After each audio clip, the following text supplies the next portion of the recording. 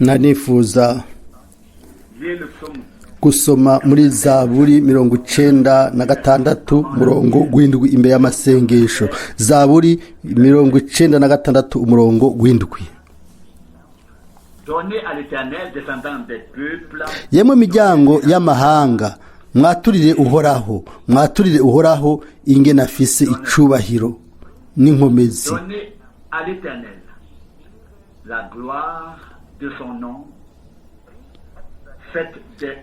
Mwaturire uhoraho ingene izina ryiwe ribereye icubahiro, muze prosternez-vous devant l'Éternel avec des ornements saints, tremblez devant lui, vous tous les pays, annoncez parmi les nations l'Éternel. Musenge uhora, muvuge mu mahanga, mutuhoraho arahangamye, isi nayo irashimangiye ntishobora kunyiganyiga. N'umurongo w'icenda n'uw'icumi.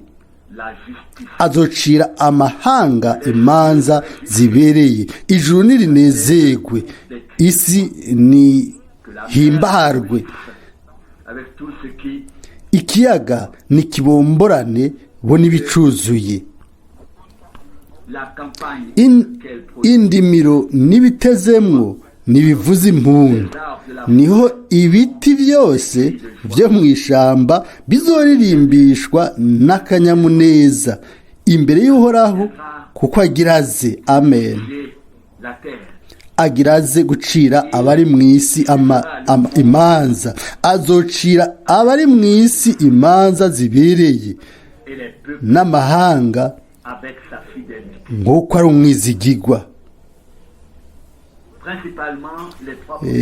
Imirongo itatu ya mbere iyo twasomye na cane cane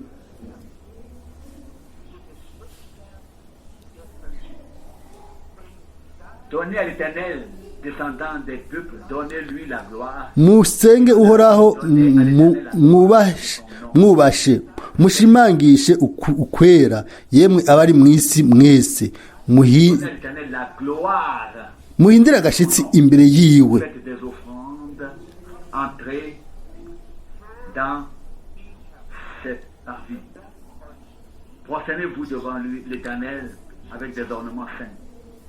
Guhera ku murongo w'umunani. Mwaturire uhoraho ingene izina ryiwe ribereye icubahiro. Hanyuma turaza gusoma ibyahishuwe Yohana, turaza kubona yuko abatama 24 bikubise imbere y'uhoraho, n'ibiri mu ijuru byose, n'ibiri ku isi, n'ibiri munsi y'isi, navyo bizoha umwami amashimwe abereye. Twabivuze uno munsi twatumiwe kugira ngo umwami tumushimire, tumuha amashimwe abereye, ivyubahiro n'ubwiza abereye, ivyubahiro by'izina ryiwe ryera. Amen. Umurongo w'icenda muri Zaburi.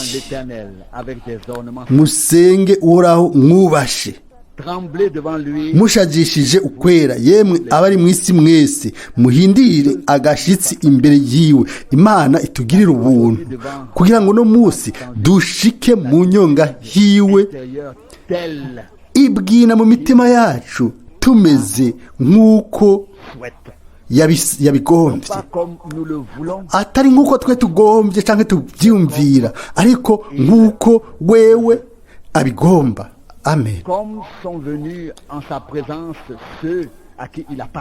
Nk'uko abaza mu nyonga hiwe, abo yari yavuganye nawe, abo yari yahishuye ijambo ryiwe n'ukugomba kwiwe.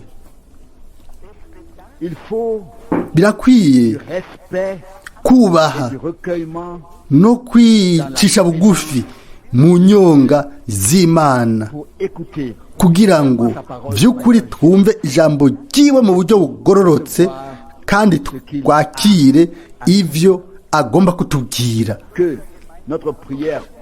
Isengesho ryacu ryo muri rusange, naho tutopfukama hano, néanmoins le faire iby'ukuri dushobore kuba twabikora de cœur avec adoration et dévotion. iwacu dusenga duciye bugufi twiyegurira mu nyonga h'Imana Offrant la gloire de son tumuha ibyubahiro by'izina ry'iwe ryera comme nous l'avons chanté nk'uko twabiririmbye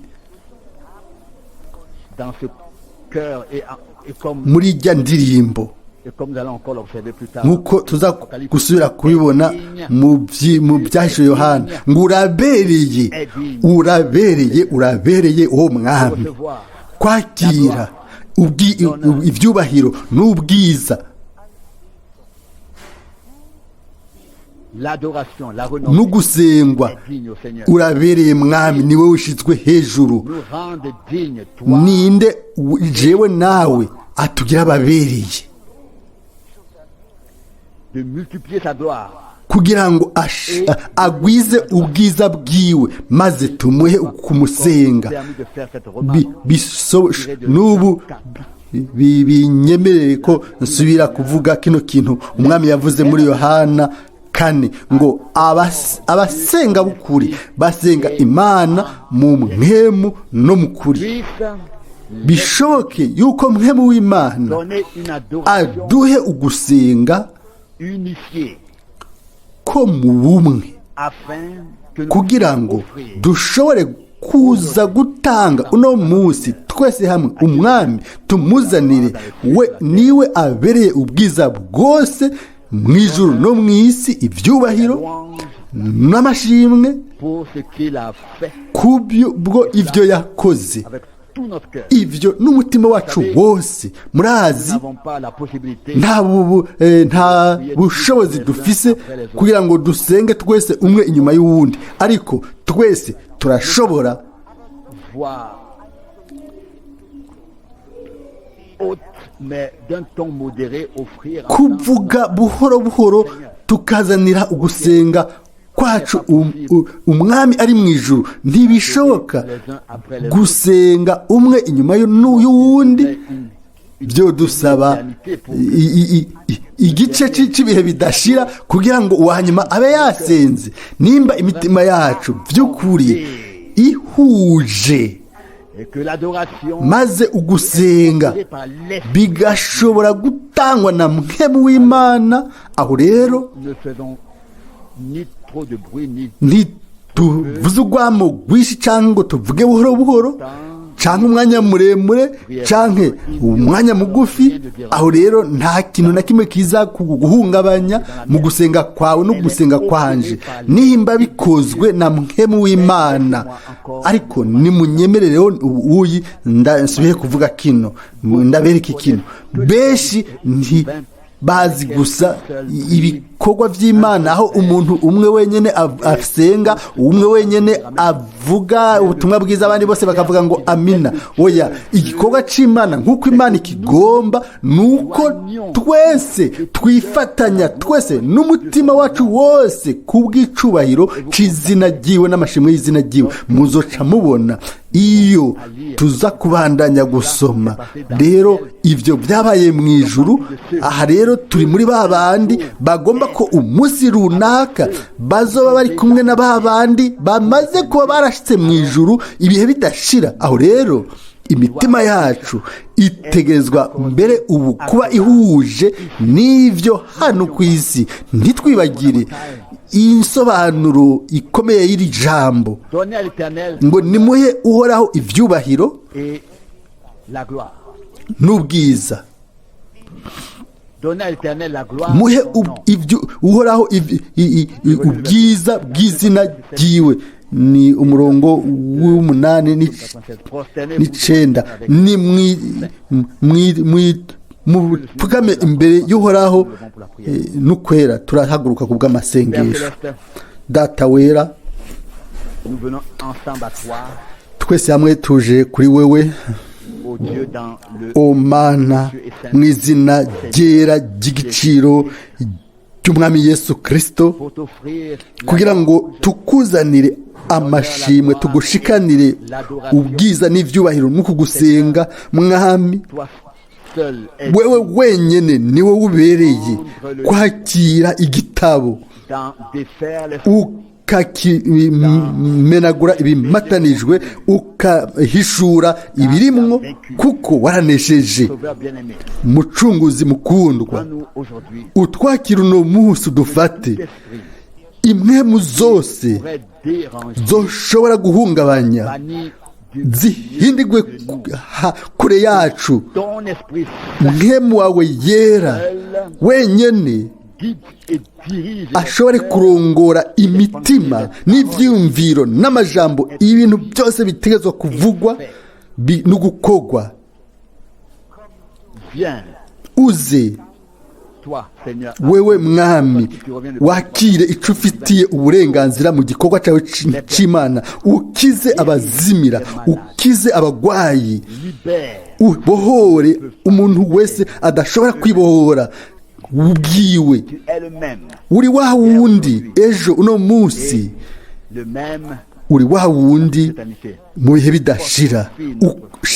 Ushikamike ukwizera kwacu, o mwami, turagomba T'honorer par la foi kukubaha mu kwizera muri kino gihe est grave.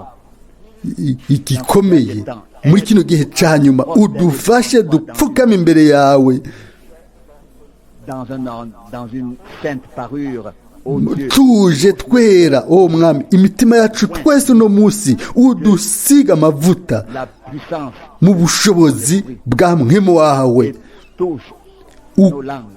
ukore ku rurimi rwacu Charbon, n'ikara rivuye ku gicaniro nk'uko wabikoreye Yesaya. et ces mouchoirs Nino mishwaro apportés bazanye que l'on prie kugira ngo tuyisengere. O mana, urazi akaga abo bantu barimwo. Ndagusavye nka wa munsi w'intumwa, wishure uyi que les malades abagwaye bakire, que maze nom izina ryawe rishigwe hejuru ku bw'igikorwa cawe. Turagushize mu biganza kino gikorwa c'Imana, tugusenga ngo utweze puissance de ton kubw'ubushobozi bw'amaraso yawe, sanctifie-nous dans la utwezeshe vérité ukuri guhishuye kw'ijambo ryawe, et glorifie toi-même wiheshe ubwiza wowe nyene izina ryawe au milieu de nous. hagati yacu. Nous t'en remercions au nom Turabigushimiye mu izina rya Yesu, amen, amen, amen. nous nous asseyons. Turicara. Cet après-midi, nous allons devoir Kuno muhingamo turaza gufatanya ibintu bibiri. Uruhande rumwe agace gato parole prophétique, ko kuvugana ku ijambo ry'ubuvugishwa, ahandi turaza kuraba iby'umubatizo lieu à l'issue uzoba de ce service inyuma ya kino gikorwa c'Imana. Mu by'ukuri birakenewe aborder yo ce thème kuvuga kw'ico cigwa imbere y'umubatizo, ariko nimunyemerere mu buryo buciye bugufi mvuge ku mirongo mike sinon tous du chapitre 5 de l'Apocalypse. mu byashiye Yohana 5 mvuge ivyumviro bikeyi kw'ico cigwa. Apocalypse chapitre 5. Byashiye Yohana 5 murongo wa mbere. Et je vis dans la main droite de celui qui était assis sur le trône un livre Mbona igitabo mu kuboko en dedans kw'iburyo kw'ivyanditswe kw'ivyagiye kuri ya ntebe, canditswe imbere n'inyuma, kidombagije puis je vis udushasharandwi puissant tukimatanije tudomye kw'ikimenyetso. Mbona umumarayika w'inkomezi nyinshi asemereza ijwi rirenga ati, ninde bibereye kwazingurura kijya gitabo ngo amene ibikimatanije. sous la terre n'a pu ouvrir le livre Ntihagira uwo mu ijuru canke uwo mu isi canke uw'ikuzimu ashobora kuzingurura ico gitabo canke kukiraba. Nanje ndizwa cyane nuko hatabonetse ubereye kuzingurura ico gitabo canke kukiraba. Umwe muri ba bakuru arambarira ati ntaco urira, ehe intambwe yo mu muryango wa Yuda, umuryango wo ku gishitsi ca Dawidi yaranesheje ngo azingurure igitabo amene ibikimatanije ndwi. Ubwa mbere gushika hano turazi yuko inyuma yuko Yohana amaze kubona amashengero indwi maze agatanga ubutumwa ahawe na Mwene mw'ishengero ryari rifise imere y'ubuhanuzi, yeretswe umuryango mw'ijuru wari wuguruye. Ni mu gice ca 4, ariko hano mu gice ca 5 bisobanura igitabo cashizwe ko ishashara. Sinzi ko mwese murabibona, murabisoma. Uguhishurwa kubimatanije indwi bya mwene data Branham, ariko aravuga mw'ico gitabo nk'uko ari igitabo c'ugucungura. Amen. Mu gihe akanya gato ngo sinigeze ntahura ico ciyumviro yuko ibyahishuwe Yohana ari igitabo c'ugucungura canke ibimatanijwe indwi. Mbega igitabo c'ugucungura ni iki? Gushikaho natahuye yuko abacunguwe bonyene nibo bashobora kugira umugabane kw'ivyari vyanditswe mu gitabo c'ivyari bimatanijwe n'ivyagenewe isi canke abatizera canke babandi bashibura Imana. Bibwirwa gusa abacunguwe bonyene, abo amazina yabo yanditswe mu gitabo c'ubugingo c'umwahagazi wavishijwe amaraso. Abo nibo bonyene nibo Imana izokugururira imitima no gutahura kugira ngo batahure ivyo. Abandi bose bazoca iruhande nk'uko Imana atakintu na kimwe yigeze ikora. Kandi rero nimba byanditswe hano ngo mbona rero umumarayika w'inkomezi nyinshi asemera n'ijwi rirenga ati nindabereye kugurura igitabo ngo azingurure ibimatanijwe. Ico ni kibazo c'inkomezi. Turazi yuko mw'ijuru hariyo Mikayeli, Gaburiyeli, hariyo abamarayika bakuru, hariyo abakerube, hariyo abaserafe, hariho benshi kumbure bari babereye kubw'urubanza rwacu. Ariko ibyabaye Matayo 27 ngo abera bo mw'isezerano rya kera ntibazutse gusa ngo bazukanye na Yesu, ariko ntibazukanye na Yesu gusa, ariko binjiye mu bwiza. Hariyo Aburahamu, Isaka na Yakobo, hariyo n'abantu benshi abo Imana yari yarihishuriye, abo yari yarahaye umugisha cane, abo yari yahaye amasezerano, abantu b'Imana, abo byanditswe mu isezerano rishasha ngo Imana yarabavugishije, yavugishije abantu bera na Mwene we yera. Ariko bose abo bantu bera b'Imana bose, abo bakerube bera, yaba Mikayeli canke Gaburiyeli, ntiyari afise uburenganzira bwo kw'ico gitabo. Umwe wenyene warishe ikiguzi co kuducungura kubw'ubugingo bwawe n'ubw'iwanje wenyene, uwo niwe wenyene yaducunguye kubw'amaraso igiciro cy'amaraso yiwe, niwe wenyene niwe yashobora gufata ico gitabo. Ni igitabo co gucungura kubwa bacunguwe. Amen. Oh, mbega ubuntu! Yaba twashobora kwakira kino cyumviro muri twebwe, yaba twashobora kugihishurirwa na Mpwemu Yera. Haleluya! Ikibazo ni ninde abereye kugurura igitabo ngo amene ibimatanijwe, canke umuntu ashoboye? Oya, ninde abereye? Si ushoboye, ninde abereye? Turaza kubona hanyuma ikiba hano ku murongo wa 3. Ntihagira uwo mu ijuru, umurongo wa 3, ntihagira uwo mu ijuru canke uwo ku isi canke uw'ikuzimu ashobora kuzingura ico gitabo canke kukiraba.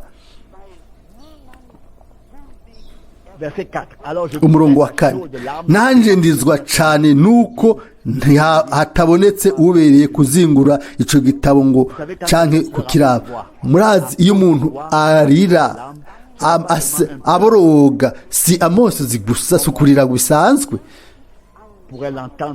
nkuko ushobora kuvyumva imisi yose. Oya, n'amarira avibwina mu mutima, n'amarira yo kwiheba, aho umuntu ashobora kwiheberayo kuboroga aho imbere mu nyonga z'Imana. Ariko buno nyene ayo marira ashobora guhinduka agahera. Ibivuzwe neza ku murongo wa 5. Umwe muri ba bakuru arambarira ati, ntaco urira, ehe intambwe yo mu muryango wa Yuda, umunago wo ku gishitsi ca Dawidi yaranesheje, ngo azingurure igitabo amene ibikimatanije indwi. Yesu umwami wacu, intambwe yo mu muryango wa Yuda, wewe umunago wo ku gishitsi ka Dawidi yaranesheje. Nabivuze ubushize i Palermo,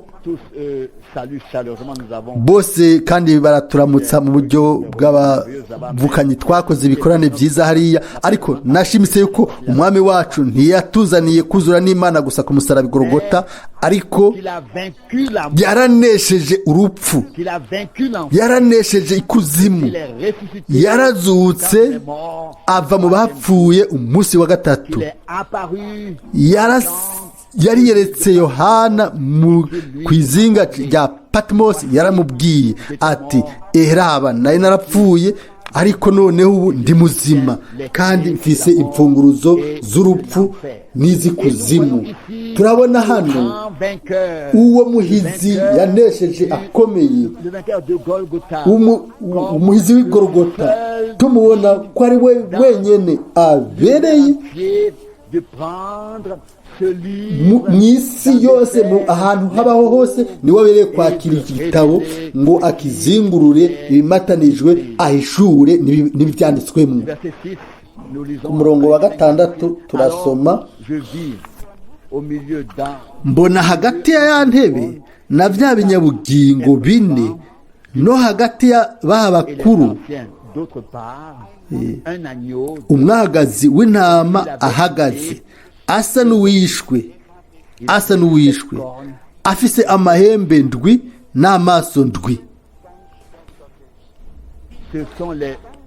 Nivyo mpwemu ndwi z'Imana zatumwe kwama zija kw'isi yose. Araza agikura mu kuboko kw'iburyo kw'ivyagiye kuri ya ntebe. Ubu rero mugabe ku murongo w'8, amaze kwabira ico gitabo, les 4 bya binyabugingo bine et les 24 na ba bakuru 24 baca bikubita imbere y'uwo mwagazi chacun d'eux avec bafise inanga bose et des coupes d'or n'inzavya z'izahabu zuzuye imibavu niyo gusenga kw'abera. Amen.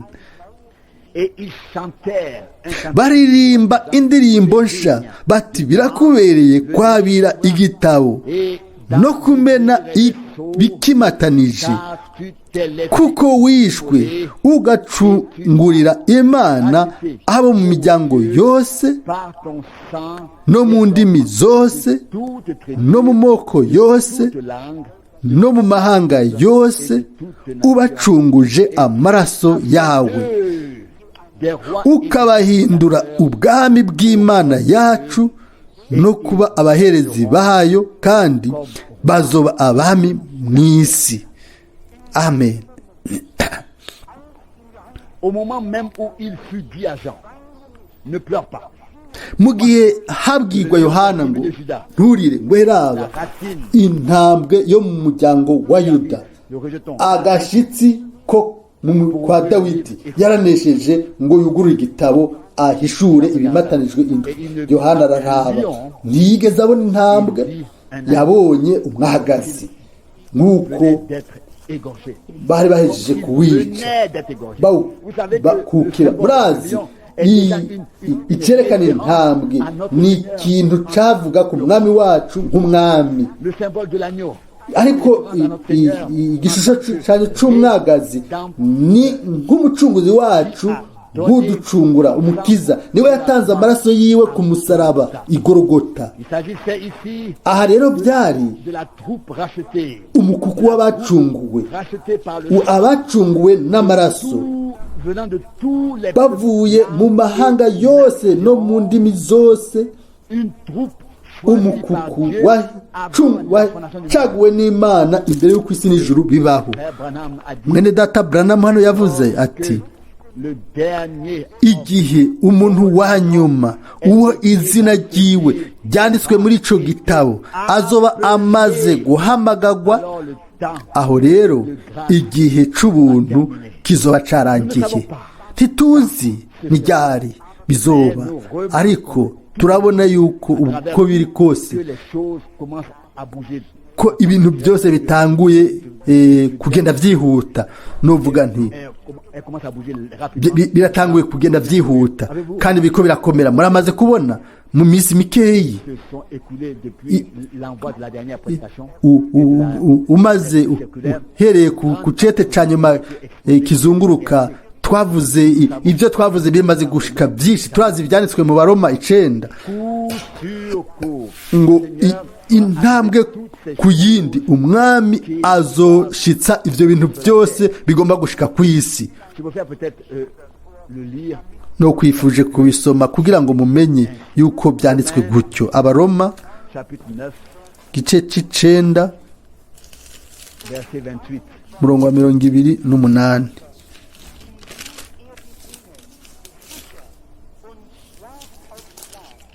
Verset 28. Car c'est sa parole que le Seigneur accomplira sur la terre. kuko uhoraho azoshitsa ijambo ryiwe mu isi aringanize kandi arihimbure. Les gens ne s'y connaissent plus. abantu ntibakizi ibyo ari byo.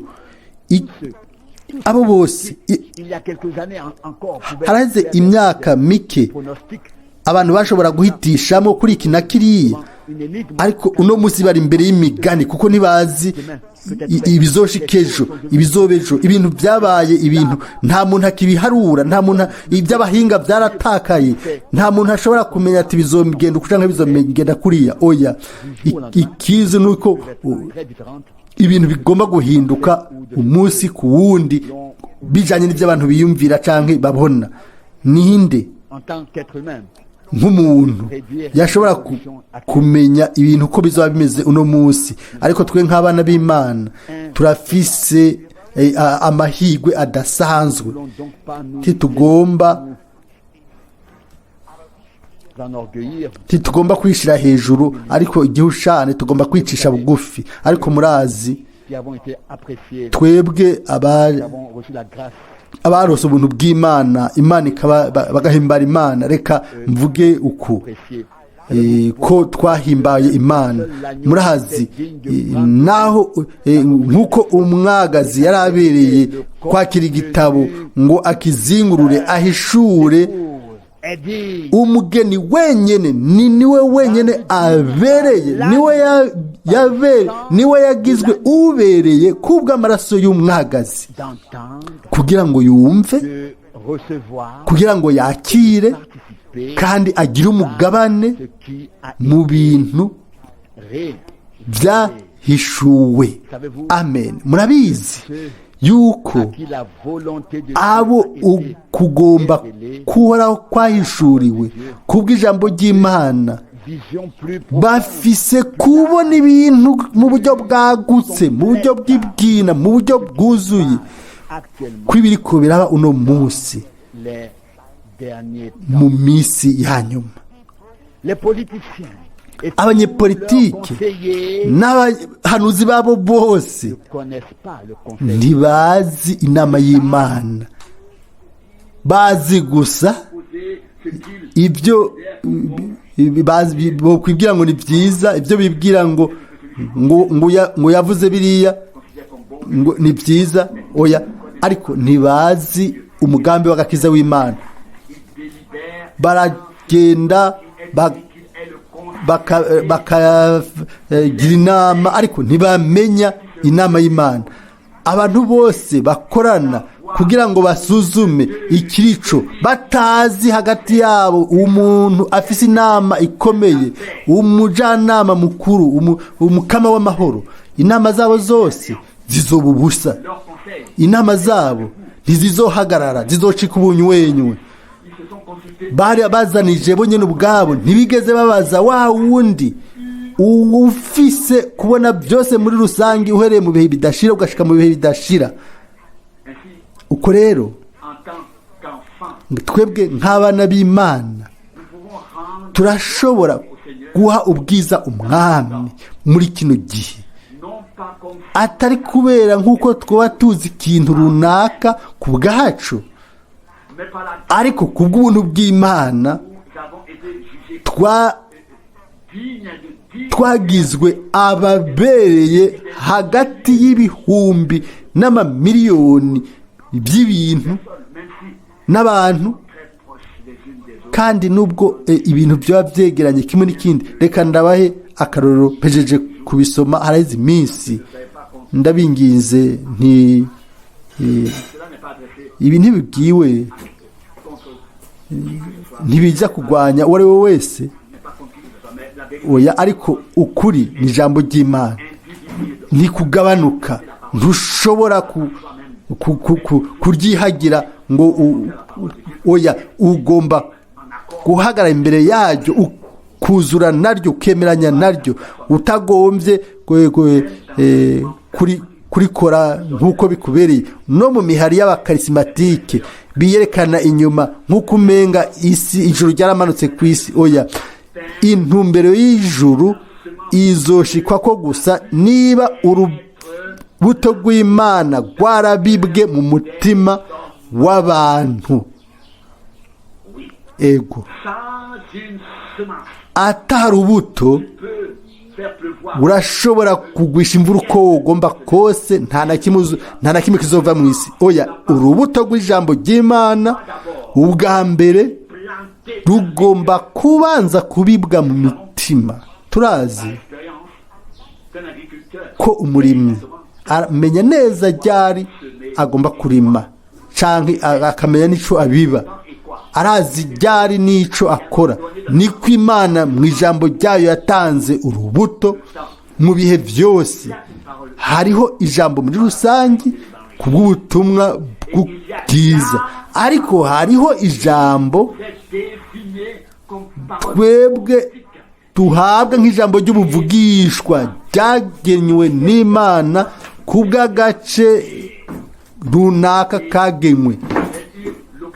Nagizwe amahirwe ejo kuvugana n'umuntu umukuru mu bashingantahe bo mu badandaza b'Abakristo maze mvuga ibyumviro bikeyi mfashijwe n'umwami yari umunyamerika, ndamubwira mu buryo buciye bugufi, ndamubwira ibyo ari byo. murazi uwo muntu yarandavye aravuga ati mwene data icyo uvuze nico ukuri kuri jewe. twaravuganye ku bintu by'impemu. murazi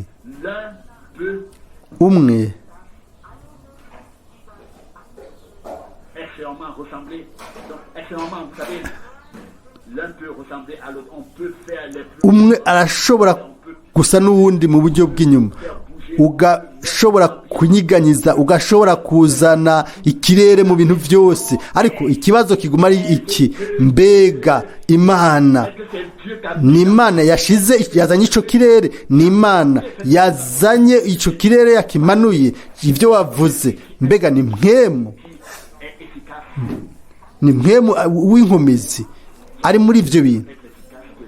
impemu w'Imana agira ubushobozi ahari ijambo ry'Imana rivuzwe. niwe yaremye, ni ukurema, ni igikorwa cy'Imana kidahinduka na rimwe. mpemu w'Imana yagendera hejuru y'idamba, ariko nta kintu na kimwe kigeze kibaho.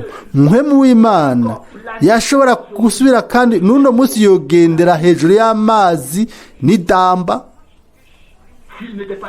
ariko hatanditswe ngo Imana iravuga, nta na kimwe cyari kugaragara, nta na kimwe cyari guseruka ku isi. ariko mpemu n'uno munsi yoguma atembera nk'uko yatembera kiriya gihe, tukaguma ahantu h'ubugaragwa ata kintu na kimwe kiriho nk'uko byari bimeze kera. ariko igikorwa cy'Imana ego, ariko bijanye iminsi yose n'icyo Imana yavuze, n'ijambo ryayo ryahishuye ukugomba kw'Imana mu gihe, mu isaha aho bigomba kugaragara. mbega ntitwigeze twumva mu kanwa k'umuntu ahambaye w'ibihe byose yuko Imana yahaye Mose ubutumwa bw'ijambo muri kiriya gihe? aravuga neza ati mbega ntiyari kuba uwo kwitetereza iyo atangurira kuvuga ku bya Nowa, agatangura kubaka ubwato mu gihe ciwe? umuntu w'Imana wese, umuhanuzi wese, igihe cyose c'urunganwe rw'ishengero, umumarayika wese mu bamarayika ndwi yakira ubutumwa bwagenewe n'Imana mw'ico gihe, mw'urwo runganwe. ikibazo mbega iryo jambo ryagomba kuzanirwa ishengero no munsi, umuntu aca iruhande muri icyo gihe aba aciye iruhande y'Imana mu gihe ciwe. reka ndababwire n'uno munsi, umuntu atakira ubu ijambo ryahishuwe ku bw'iki gihe, nta rubuto na rumwe afise agomba kubiba. mbega muratahura icyo agomba kuvuga? ntushobora kubiba icyo ugombye ukazanira insobanuro n'ibyumviro byawe. oya, Imana igihe cyose yama ifise amasezerano yayo, ijambo ryayo, ifise umugambi wayo. mu gihe dusoma hano muri no mirongo y'ivyanditswe yuko umwami kumwagazi, intambwe yo mu muryango wa Yuda yonyene niyo yarabereye kwakira igitabo ngo akimatanure ashoboye kuraba n'indani, maze buno nyene mu nyuma abatama 24 na vya binyabugingo 4 baca bugufi, barapfukama, bikubita imbere yiwe barasenga. mwene data na mushiki wanje, mugenzi wanje, bindi ku mutima yugushimika yuko twebwe twagizwe ababereye n'Imana, twubashwe n'Imana kugira ngo tubeho, tubone kugurwa kw'ibibatanijwe, tutahura ibirimwo. mbega ntimuzi yuko itariki 17 z'ukwa gatatu 63 gushika ku 24 umwami wenyene ubwiwe yaramanutse mu gihe cacu mu nkingi y'igicu, umunsi wose mu masaha ya saa sita akugurura ikimatanijwe, akakugurura mwene data Branham, akamuhishurira wenyine ubwiwe ibi birimwo, maze hanyuma azana muri ka kagoroba akabizanira ikoraniro. Bimeze gute uno munsi kuri twebwe? Nimba kiriya gihe ibimatanijwe byari bimaze gutandukana n'imyaka 2000, ariko kijya gihe ugusenga n'ugupfukama imbere y'intebe y'ubuntu bw'Imana, nimba amashimwe yashobora kuzamukira imbere y'Imana, bimeze gute uno munsi kuri twebwe? Maze abizera benshi bakaba batarabona kandi batarumva muri ino myaka 2000 ibyo turiko turumva, ibyo tubona uno munsi. Mbega amashimwe angana gute yagomba kuba mu mitima yacu mu gihe tugaba ku butumwa bwiza bwavuzwe inyuma y'ukugura ibimatanijwe? Ndabinginze, ntimubisome nk'uko mwabikoze uno munsi, ntimubisome nk'abasoma igitabo, nimubisome mwubashe, mufise inyungu y'umutima, mufise ukwiyegurira, mufise ugusenga n'ikirere cy'ukwegurira Imana, kugira ngo Imana na mpwemu wayo ishobore kuduha uguhishurirwa kwa kundi nyene uko yahaye mwene data Branham. Ivyo birashoboka gusa iyo twakiriye twagusigwa nyene kwa ya mpwemu w'Imana, kugira ngo dushobore kwakira uko guhishurwa. Murazi, nta numwe muri twebwe yoba abereye, ntitwonabereye kwakira icyo gitabo ngo tugisome, ngo twigure dusome, ariko hari ubereye, ni umwami wacu wenyine yakugize ubereye nanje, kugira ngo yishize ku ibyaha by'iwawe n'iby'iwanje, amaze aja ku musaraba ku bwawe no ku bwanje, yemera gucika umuvumo kugira ngo twebwe tuhabwe umugisha. Ugucungurwa si ikintu twofata mu buryo bw'amajambo nk'uko ari ikintu twogira nk'uko kwizera. Oya, ugucungurwa ni igikorwa c'Imana ubwayo mu buzima bwawe no mu buzima bwanje, ni mu mwimenyerezo tugomba kubana n'Imana. Ibi ntibibwirwa ibyumviro by'iwacu, ubuzima bw'iwacu bwacu, ubugingo bwacu.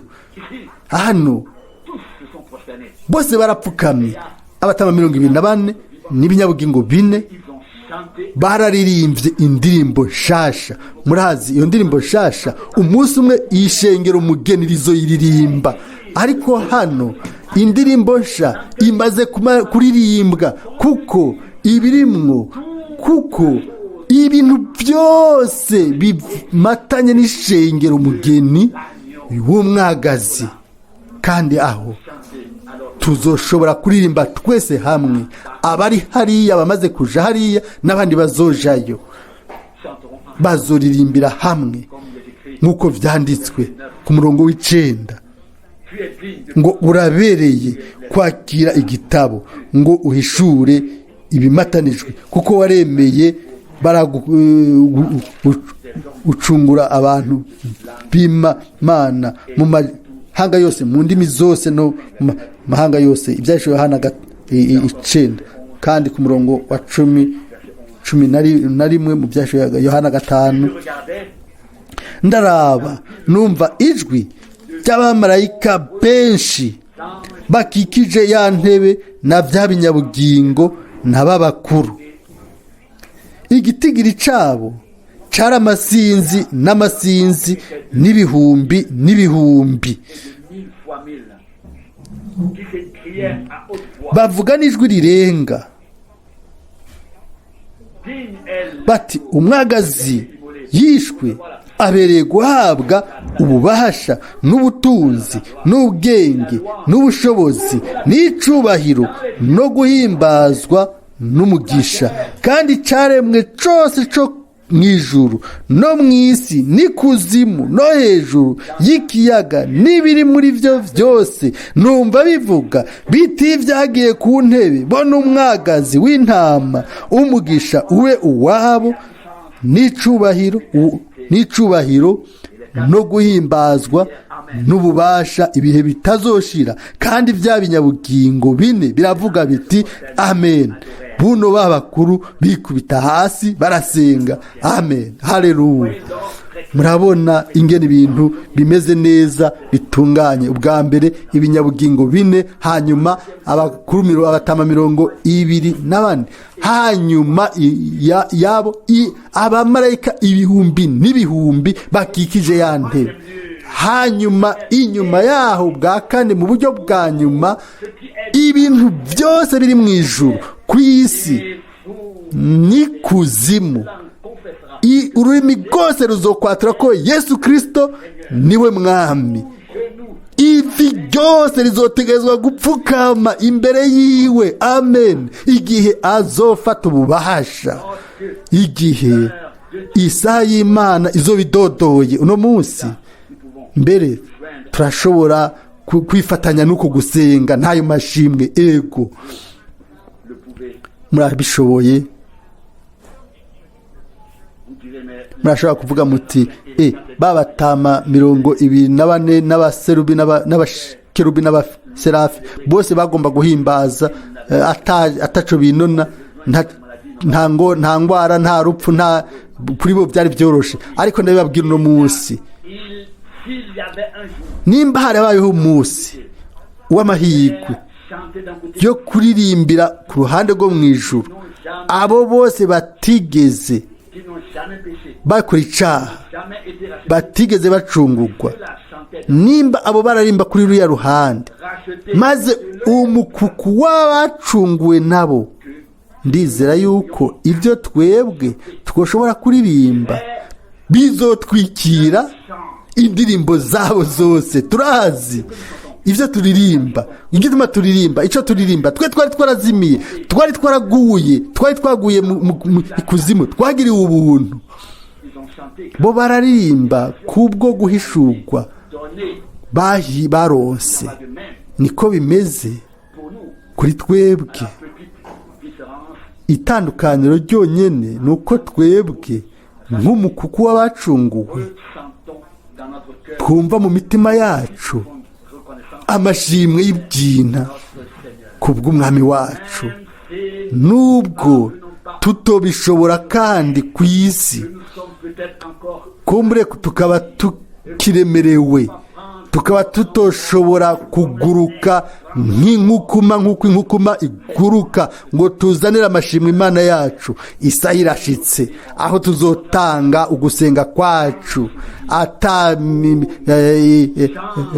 guhungabana, aho tuzoririmba indirimbo nsha mu bwina bw'imitima yacu.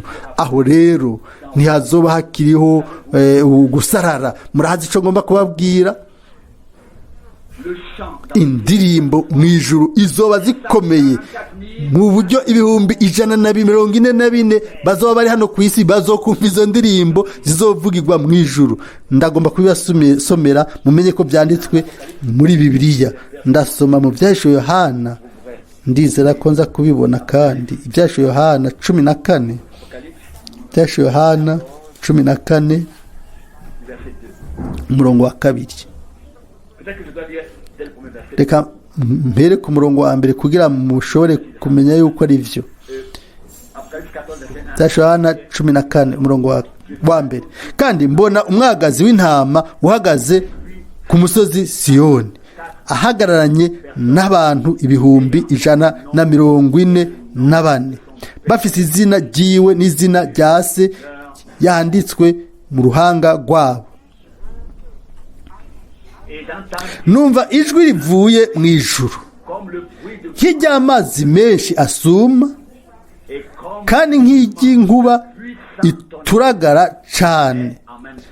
Kandi iryo jwi numvise ryari rimeze nk'iry'abacuraranzi bacuraranga inanga zabo, baririmbira indirimbo nsha imbere ya ya ntebe y'ubwami n'imbere ya bya binyabugingo bine na ba bakuru. Nta muntu yashoboye kwiga iyo ndirimbo atari bamwe 144 bacunguwe ngo bakugwe mu isi. Murabona ibyo ari byo hano. Ubu kuko abacunguwe baririmbira imbere ya baba tama 24 na bya binyabugingo bine mu bwiza, maze izo ndirimbo z'indirimbo sha zigira inkomezi nyinshi ku buryo rimwe na rimwe turumva ko mu korale y'abantu igihe Billy Graham yaje ahantu runaka hari abantu nk'ibihumbi 3 baririmba bakavuga bati nivyo bubasha. Ariko mbega bizomera gute igihe twe tuzokwifatanya twese niyo ndirimbo y'amashimwe dusenga imbere y'Imana yacu, ataco twinona twidegembya, twabohowe ku mibabaro yose yo mu isi, mbega tutakiri muri runo rusago rupfa rugenewe gupfa, ariko ruzohindurwa igihe umwami Yesu Kristo azogarukira. Mbega bizomera gute? Bizaba bimeze gute? Neza neza nk'uko Imana Bibiliya bivuga hano, ryari ijwi numvise nk'inanga, nk'amajwi byari nk'amajwi numvise, yari nk'abantu bavuza inanga bararirimba indirimbo nsha imbere ya ya ntebe n'ibinyabugingo bine n'abatama 24. Nta numwe yashoboye kuyiga ku isi kiretse bya 124 bacungurwa ngo bave mu isi. Hano murabona ishengero, umugeni ni umushuzo, abana b'imfura bose bo mu mahanga yose mu ndimi zose bya 144 ni abana b'imfura bo muri Isirayeli. Ariko imbere y'uko twebwe tuzomanuka tuvuye mu bukwe bw'umwagazi umwami, maze murabona azushira ukuguru ku musozi wa Elayo, ni ya Zakariya 14. Ariko 144 bababonye kuri wa musozi wa Siyoni. Umusozi wa Siyoni mu by'ukuri ni ahantu harehare, ni ku musozi wa Moriya.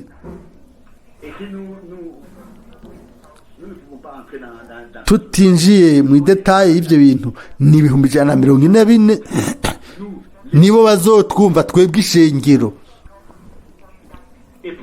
umugeni, igihe tuzoza tuvuye mu munsi mukuru w'umwagazi kugira ngo dutangure maze imyaka 1000, aho umwami azoba yamaze kwihora basi bose. Nimba uno munsi hariho ubugingo butariyegurira Imana, bagenzi, nta kazoza kuba kariho igihe umwami Yesu Kristo azozira. Nta handi hari ibyizigiro inyuma y'umwami Yesu, nta handi hari ubuzima inyuma y'umwami Yesu. Ibyanditswe byera biravuga biti, umuntu afise umwana w'Imana niwe afise ubugingo budashira. Udafise umwana w'Imana nta bugingo bushira afise, nta bugingo budashira afise muri we. Ni Yohana wa mbere 11. Arashobora kugira ukwizera uko ariko kose, idini rye ryo ryose, mikore, nta bugingo budashira afise muri we. Yesu Kristo niwe Mana y'ukuri, niwe bugingo budashira, niwe Mana y'ukuri. Ugomba kumugira wenyene ubwiwe kugira ngo ubeho ibihe bidashira. Hano byashwe Yohana 5 umwami yatweretse tumubona nk'umwagazi yambishijwe amaraso, niwe abereye kwakira amashimwe, ibyubahiro n'ubwiza no gusengwa n'ibihemwa byose. Natwe tumaze gucungurwa, guhera ubu turashobora kumuzanira ayo mashimwe kubw'ubuntu. Ubu rero ndagomba kuza kuri ca gice ca kabiri cy'igikorwa c'Imana ku mubatizo.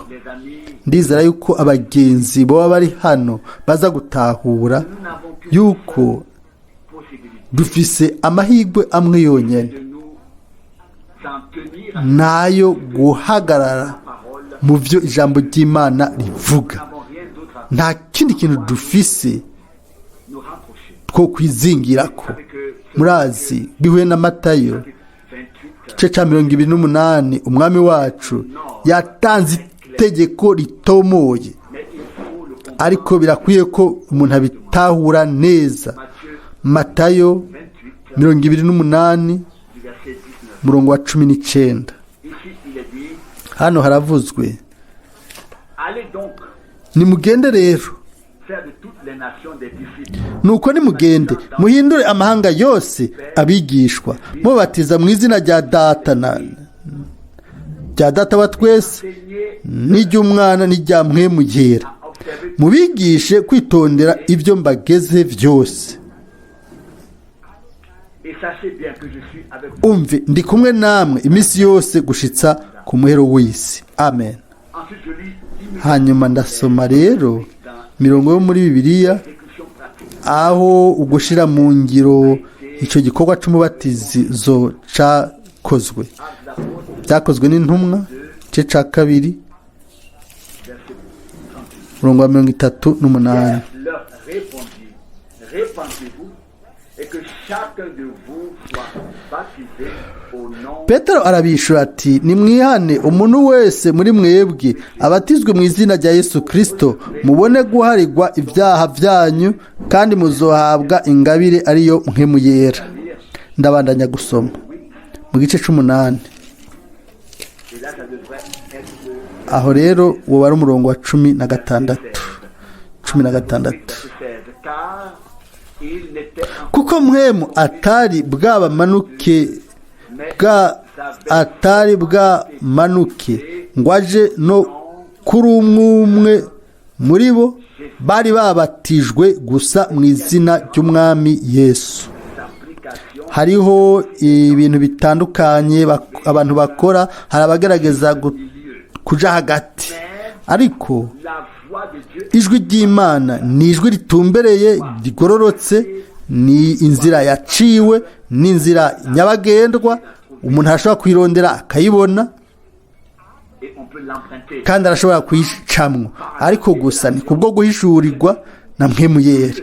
Nimba umwami Mais dit dans Matthieu yari yaravuze muri Matayo 28 immédiatement neza inyuma yo gutangaza amajambo ati, nimugende mu isi yose mwigishe amahanga yose, de mettre mubagire abigishwa banje, mubabatize dans le nom du Père mu izina rya Data qui est n'umwana na Mpwemu yera, niwe mwami Yesu Kristo.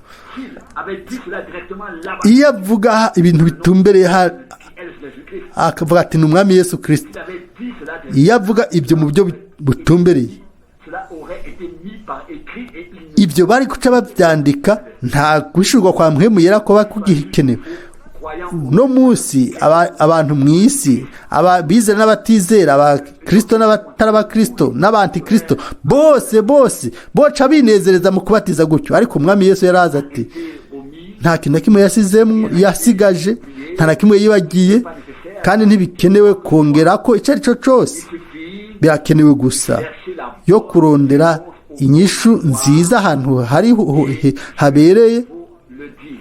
Ndababwira, aho niho tuza kubona iyo nyishu. Hariho abantu Qui ont un engagement envers une dénomination bafise amasezerano n'idini, bagakoresha umurongo wa Bibiliya ataco bihuje n'umubatizo mu by'ukuri, bakavuga bati, ego Mwami Yesu yaravuze ngo nimureke kuri jewe abana bato, ntimubabuze kuza kuri jewe.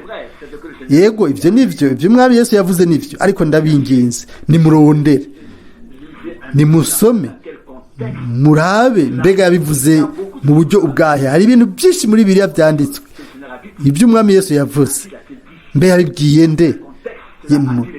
Yabivuze mu ruhande urwahe. Igihe Umwami Yesu yavuze ati, nimureke abana bato baze kuri jewe, ntimubabuze kuza, handitswe kandi mu nyuma ngo abafata mu biganza, abashira ku gikiriza, arabahezagira. Aravuga ati, nimutaba nk'abana bato ntimuzigera mwinjira mu bwami bw'Imana. Mu buryo bwo ku isi wovuga uti yego ariko araducokora, oya, aha umwami arashobora gufata mu biganza byiwe ubugingo bwawe uri mu mutekano. Nureka umwami agufate mu biganza byiwe, nureka guhezagire, ube nk'umwana. Ingorane zacu ntitugomba kumera nk'abana. Dufise umutwe munini n'ibintu byinshi birimwo. Abana byabagendeye gute?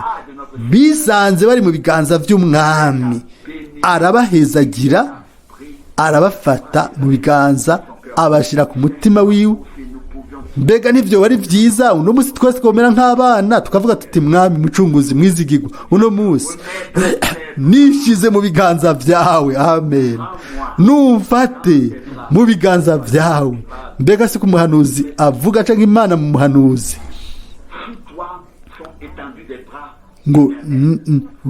ngo yagaranzuye ikiganza ciwe kuri wewe. Reka tugaruke ku cigwa cacu. Nimba ari umugisha, yafata abana akabahamagara kuri we, akabafata ku mutima, akabashira mu biganza. Ariko iyo ari umubatizo, dufata imirongo ivuga umubatizo. Mbega siko bimeze? Niko bimeze. Ugomba gusoma ku kintu uri kurigisha ko atari kindi. Niko bimeze no mu bintu by'umubiri.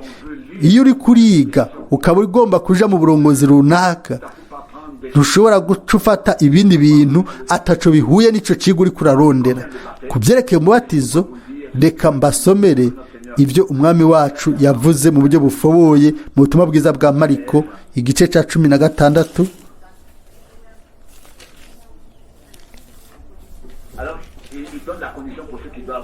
Atanga igisabwa ku bagomba kubatizwa ku murongo wa 15. Arababwira ati, Mariko 16 murongo wa 15, arababwira ati mugende muje mu bihugu byose. Mariko arababwira ati mugende muje mu bihugu byose, mubwire abaremwe bose ubutumwa bwiza. Uwizera akabatizwa azokizwa, ariko utizera azotsindwa n'urubanza. Kandi ukwizera nico gisabwa ku mubatizo. Turashobora guhezagira abana, umwami arashobora guhezagira abana, ariko ntidushobora kubatiza kiretse gusa umuntu yizeye, uwizeye Yesu Kristo, waje mu kwizera Yesu Kristo.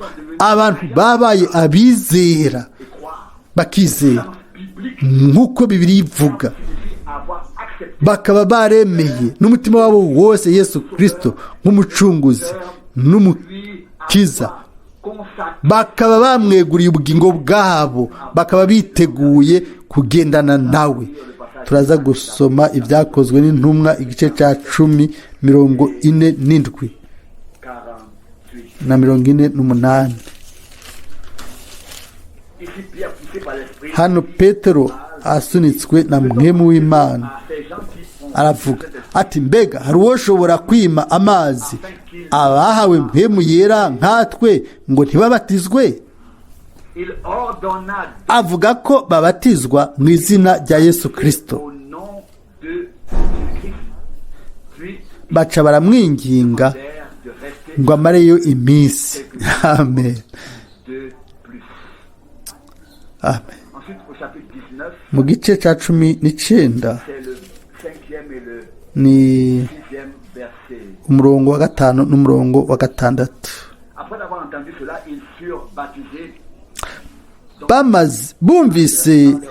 Babyumvise si abana babo, oya, babyumvise babatizwa mu izina ry'umwami Yesu. Bamaze kumva ivyo, babatizwa mu izina ry'umwami Yesu.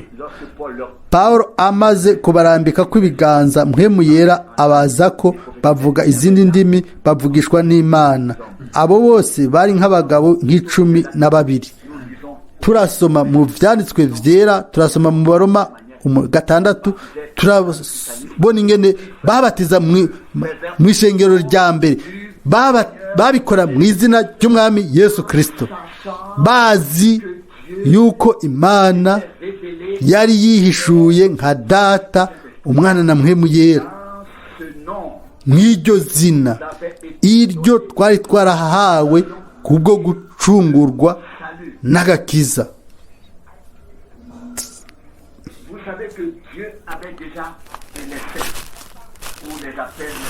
Murazi Imana yari mu isezerano rya kera, yari turaza kubivuga, ariko mu isezerano rishasha yihishuye mu izina rya Yesu, ngo izina rye uzomwite Yesu, kuko niwe azokiza ubwoko bwiwe akabukiza ibyaha.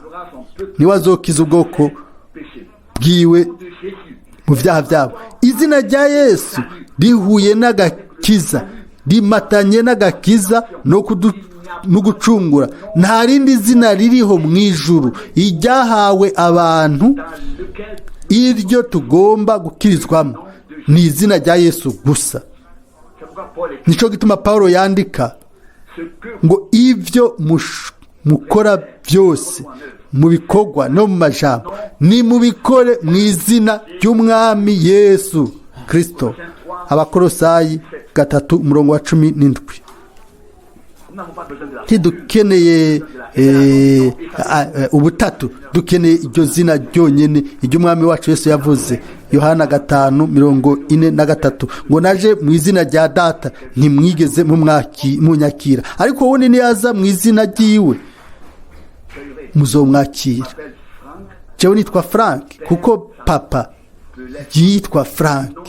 Izina rya papa niryo zina ry'umwana. Byashoboye hano 14:1. Nta yandi mahirwe ariho, byanditswe mu rudende, mu izina rudende, izina rimwe, Data, Umwana na Mpwemu Yera. Iryo zina ni umwami Yesu Kristo. Data, Imana ivugwa nk'uko iri, ni Data, ni papa. Izaburi ya 2:7 ngo umwana wanje no munsi nakuvyaye. Urashobora gusoma muri Samuel, sifise ico kigabane, ariko yavuze ngo azombera umwana, naje ndamubere se. Murazi Imana yatondetse ibintu byose mu buryo nk'ubwo, ariko ni imbere zo kwihishura ry'Imana imwe yonyene rudende. Mwamuzi yuko mu isezerano rishasha, ndagomba gusoma uwo murongo mu Bigalatiya, ibyo biravugwa mu majambo makeya kugira ngo umwe wese ashobore kubitahura, abifate. Bigalatiya igice ca 3 turasoma kumbure murongo wa 19. Bigalatiya 3 murongo wa 19. Nuko ivyagezwe nibiki byageretswe ko kubw'ibicumuro, ngo bigumeho kugeza aho uruvyaro ruzozira rwasezeranywe ivy'isezerano, kandi byahawe abamarayika kubigera, nabo babiha umushikirwa w'amajambo, ariko umushikirwa ntaba umwe, yamara Imana ni imwe. Mwabibonye, mwabisomye mwese. Nasomye ibyo muri Bibiliya, ariko umushikirwa ntaba umwe. Yesu Kristo yabaye umuhuza w'Imana n'abantu, yihishura wenyine ubwiwe nk'umwana w'Imana, ariko nk'umuhuza aduserukira twese, aserukira benshi. Ariko Imana ni Imana imwe, igizwe n'umuntu umwe. Nimunyemerere ndabasomere Timoteyo wa mbere igice ca 2 murongo wa 2 na 3. Niko bibereye imana bihimbara igomba yuko abantu bose bakizwa bakamenya ukuri, kuko hari imana imwe yonyine, umuhuza umwe w'imana n'abantu, ni Yesu Kristo. Igihe umwami Yesu Kristo yerekanwa iruhande y'Imana nk'umuhuza canke nk'utuburanira canke nk'umwagazi, imisi yose ni mu bijanye n'agakiza, ni mu bijanye n'agakiza. Ariko iyo yerekanwa mu Mana, twebwe twoshobora kuvuga nka Toma, tukavuga nka tuti mwami wanje kandi Mana yanje. Ni mu butumwa bwiza bwa Yohana 20:28. Tusha turabi hakujya uko guhishurwa. Mbonye mu byasho Yohana 5 ngo yari afise amaso indwi, yerekanwa nk'umwagazi mu bisanzwe, nta mahembe indwi n'amaso ndwi fise, ariko cha tubona isobanuro. Ayo mahembe ndwi n'ayo maso ndwi ni mpemu z'Imana zarungitswe hano ku isi. Aha rero twoshobora murasha mubona tubona umwagazi n'amahembe ndwi. Oya, ibi byari ibyerekanwa mu muhanuzi Daniyeli. Havugwa umutama afise imishatsi yera. Ndababaza, mbega Imana n'umutama canke ni mpemu? Imana ivuga ngo Imana ni mpemu. Yohana 4, Imana ntishobora gusaza, niyo mu bihe bidashira aja mu bihe bidashira. Ariko mu bigereranyo bavuga ibintu bifite ico bisobanura mu nkuru z'agakiza. Mbega handitswe mbere mu ijambo muri Zaburi, bazana Zaburi 110, ngo wicare iburyo bwanje kugeraho nzohindura abansi bawe indava z'ibirenge byawe. Ntimutangane nimba Stefano yabonye ijuru ryuguruye, abona Yesu iburyo bw'ibyagiye ku ntebe nk'umuhuza. Mu gihe cyose hazoba hakiriho igihe c'ubuntu, azoguma ari umuhuza, utuvugira, umvugira nawe ukuvugira. Ibyo byose bihuye neza 100% n'ivyanditswe vyera kandi biraroranye. Mu by'ukuri Imana irashobora kureka ikiyerekana mu buryo butandukanye, ku buryo birengera cane ugutahura kwacu. Mu isezerano rya kera yihishuye mu mero y'umumarayika, nico gituma bamwita umumarayika w'isezerano. Kandi gushika ku murongo wa mbere muri Malaki 3, nuko nyene umumarayika yihishuye mu nkingi y'umuriro, maze haza igitandara hagati y'Abisirayeli, havamwo amazi menshi. Paulo arandika mu Bikorinto ba mbere igice ca 10 ku murongo wa mbere, ngo ico gitandara caherekeza Abisirayeli yari Kristo. Yego, none ivyo mubivuga ku iki? Imana ishobora kwigaragaza ikerekana mu bwiza mu bintu bitandukanye. Abanyabwenge n'abahinga ntibabifata, ntibashobora kubitahura. Ni uguhishurwa, ni ukwizera, ni ukwizigira. Ibintu ntivyanditswe kugira ngo twimene umutwe, ariko ni ukugira ngo tubihishurirwe na mpemu w'Imana mu bwina bw'ubugingo bwacu. Amen. Ni kangahe abantu bizera, abanyisirayeli bizera ivyanditswe nkuko vyanditswe, mpemu w'Imana azoturongora mu kuri kose. Mu vyereke umubatizo ni gusa, hagomba kubatizwa gusa abantu bafashe ingingo ubwabo ngo bakurikire Kristo, abahamagawe n'ijambo n'ubutumwa bwiza, abahamagawe ngo baze kwizera. Bagenzi, mwene data na mushiki wanje, nta gakiza kabaho atari kubw'umusaraba, kubwa Golgota. Murazi abanyamadini batizera baraturaba bakavuga bati mwebwe n'uwo Yesu wanyu n'amaraso yiwe agomba kubaha agakiza. Mbega murashaka kubikoza iki? Ivyo muragomba kubikoza iki mu by'ukuri? Ariko isezerano rya kera rivuga ngo iki? Ngo ubugingo buri mu maraso, muri Kristo hariyo ubuzima bw'Imana.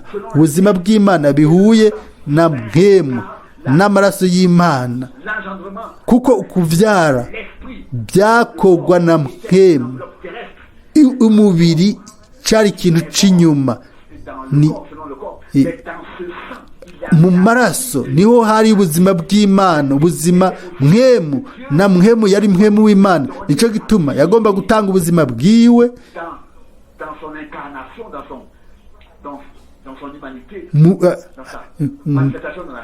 igihe agaragara nk'umuntu. Yagomba kuzana agakiza no kuducungura twebwe nk'abantu twari twaguye mu byaha no mu rupfu, kugira ngo twebwe aduhe ubuzima. iby'Imana yakoze byose bikoze neza, nta yindi nzira iriho kiretse iyo nzira ica ku musaraba i Golgota.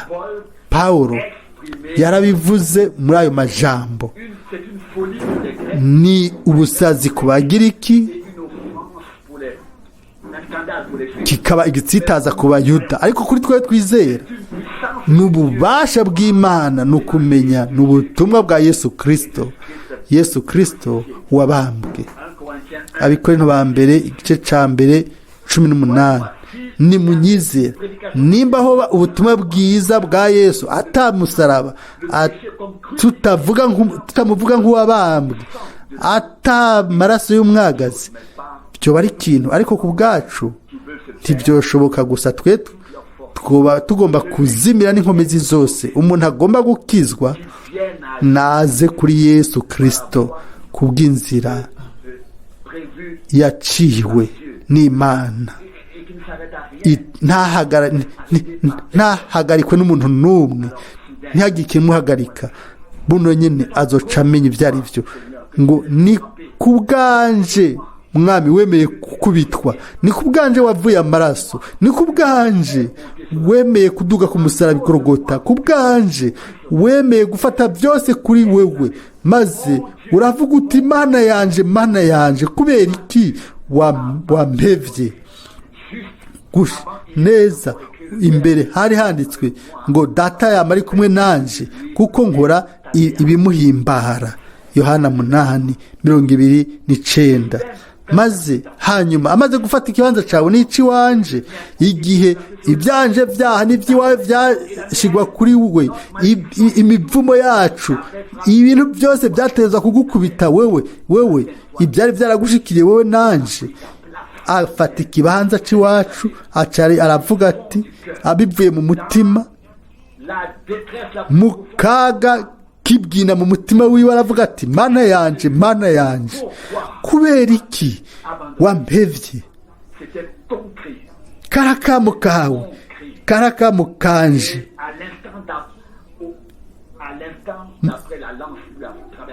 Icumu rimaze kumutobekeranya mu rubavu, amaraso yarasesetse, wowe nanje tuba twujujwe n'Imana, tuba duhujwe n'Imana ico gihe nyene.